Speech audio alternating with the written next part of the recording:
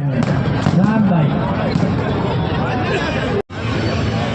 भाई गीता खेड़ी से कहीं मेरी आवाज सुन रही हो तो राम भाई बहन हमारे इस मंच के पास जाएगा। पर आज अच्छाई की जीत हुई। आप सभी को शुभकामनाएं। श्री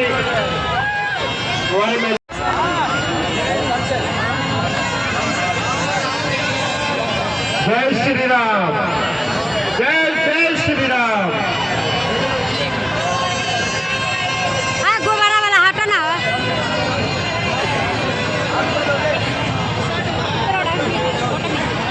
इंकार जो है मिटता ही मिटता है, लेकिन इसका इंकार मिट गया। तो बहुत सुंदर आतिशबाजी वालों का मैं धन्यवाद करता हूँ। कितनी सुंदर आतिशबाजियाँ लगाई है और उसके लिए हम उनके आभारी हैं। सब भाइयों से अनुरोध